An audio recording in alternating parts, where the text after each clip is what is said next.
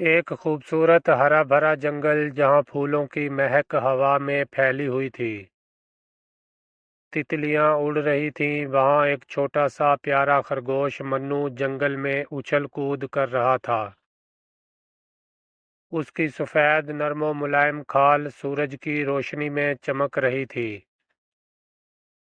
اور اس کی بڑی بڑی بھوری آنکھوں میں خوشی جھلک رہی تھی۔ وہ مزے سے پھولوں کے بیچ کھیل رہا تھا، کبھی ادھر کبھی ادھر، جیسے زندگی کی ساری خوشیاں اسی لمحے میں سمٹ آئی ہوں۔ اچانک منو رک گیا، اس کے لمبے کان ایک دم سیدھے ہو گئے۔ اس نے ہوا میں سونگھ کر دیکھا، یہ کون رو رہا ہے؟ ہاں، واقعی کوئی رو رہا تھا۔ منو نے اپنی بھوری آنکھوں سے چاروں طرف دیکھا، پھر ایک گھنی جھاڑی کی طرف دھیان دیا۔ آواز وہیں سے آ رہی تھی۔ یہ کون ہو سکتا ہے؟ اس نے سوچا اور دھیرے دھیرے اس آواز کی طرف بڑھنے لگا۔ منو نے آہستہ سے جھاڑی کے پتے ہٹائے اور وہاں ایک چھوٹی سی معصوم سی بلی بیٹھی تھی۔ اس کا رنگ ہلکا سرمئی تھا اور اس کی بڑی سبز آنکھیں آنسوؤں سے بھری ہوئی تھیں۔ بیچاری بلی کا ایک پیر زخمی تھا جسے کسی نے پتوں سے باندھ رکھا تھا۔ منو کے چہرے پر فکر چھا گئی۔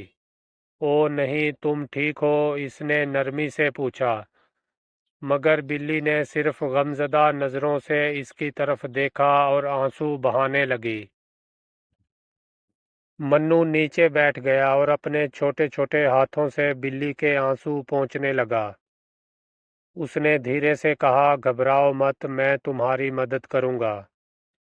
چھوٹی بلی نے ڈری ہوئی نظروں سے اس کی طرف دیکھا، مگر پھر اس کے دل کو تسلی ہوئی۔ منو کا چہرہ اتنا مہربان اور پیارا تھا کہ اسے دیکھ کر بلی کا خوف کچھ کم ہو گیا۔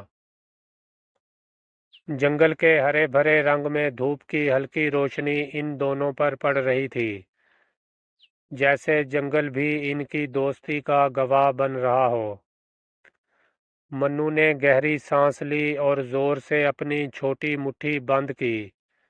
اس کے دل میں ایک جذبہ جاگ گیا، میں اپنے نئے دوست کی مدد ضرور کروں گا۔ اس نے اپنی معصوم بھوری آنکھیں بلی کی طرف اٹھائیں اور کہا، فکر مت کرو، تم بالکل ٹھیک ہو جاؤ گی۔ جنگل کی ہریالی، درخت اور ہوا سب اس کے عزم کا ساتھ دے رہے تھے۔ اب بس کام شروع کرنا تھا۔ منو نے تیزی سے ادھر ادھر دیکھا، اسے جو کچھ ضروری لگا وہ اکٹھا کرنا شروع کر دیا۔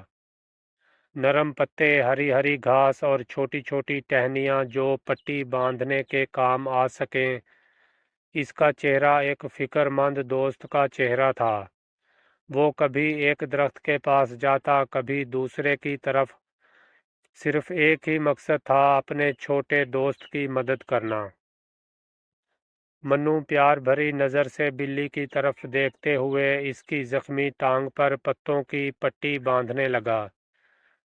بلی نے ہلکے سے کراہتے ہوئے اپنی آنکھیں بند کر لیں، مگر منو نے بہت نرمی سے کام کیا۔ اب درد تھوڑا کم ہو جائے گا، اور اس نے مسکراتے ہوئے کہا۔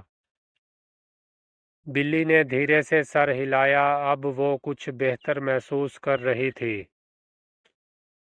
منو نے اپنی مضبوط پیٹھ پر بلی کو اٹھا لیا۔ اس نے کہا، اب تم میرے گھر چلو گی۔ چھوٹی بلی نے اپنی معصوم آنکھوں سے اس کی طرف دیکھا، جیسے کہنا چاہتی ہو، شکریہ دوست۔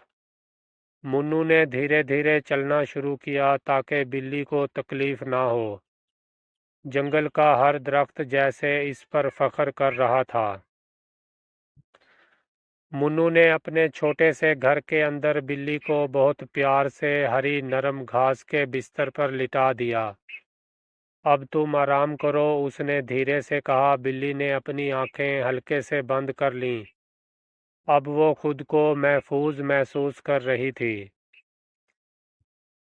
منو نے ایک چھوٹی پیالی میں ٹھنڈا میٹھا پانی بھر کر بلی کے پاس رکھا، اور اس نے مسکراتے ہوئے کہا، پانی پیو گی نا؟ چھوٹی بلی نے پیاسی آنکھوں سے پیالی کو دیکھا اور دھیرے دھیرے پانی پینے لگی۔ اس کے چہرے پر سکون آیا۔ منو خوشی سے اسے دیکھ رہا تھا۔ اب منو نے جنگل کے دوسرے جانوروں کو مدد کے لیے بلایا۔ دوستو، مجھے تمہاری مدد چاہیے، اس کی آواز جنگل میں گونجنے لگی۔ دور سے ایک گلہری، ایک چڑیا اور ایک ہرن اس کی طرف بڑھنے لگے۔ منو کے چہرے پر امید چمک اٹھی۔ گلہری میٹھے پھل لے آئی، چڑیا خوشی سے گانے لگی اور ہرن فکر مند نظروں سے بلی کو دیکھ رہا تھا۔ منو نے سب کا شکریہ ادا کیا۔ اس نے بلی سے کہا، اب تم جلدی ٹھیک ہو جاؤ گی۔ ایک عقل مند اور تجربہ کار خرگوش جو جنگل کا ڈاکٹر تھا، منو کے گھر آیا۔ اس نے بلی کے زخم کا معائنہ کیا۔ اس نے کہا، بلی کو آرام کی ضرورت ہے۔ منو نے سر ہلایا، ہم اس کا بہت خیال رکھیں گے۔ آخر وہ دن آ گیا جب چھوٹی بلی اب چلنے لگی تھی۔ منو خوشی سے اسے دیکھ رہا تھا۔ تتلیاں ادھر ادھر اڑ رہی تھیں، پھول کھل رہے تھے۔ یہ دوستی کی جیت تھی۔ بلی نے منو کو پیار سے گلے لگایا۔ شکریہ، تم سب سے اچھے دوست ہو۔ اس کی آنکھوں میں شکر گزاری تھی۔ اس کے والدین اسے لینے آئے مگر وہ جانے سے پہلے ایک وعدہ کر گئی، ہم ہمیشہ دوست رہیں گے۔ منو نے مسکرا کر سر ہلایا، یہ دوستی ہمیشہ زندہ رہے گی۔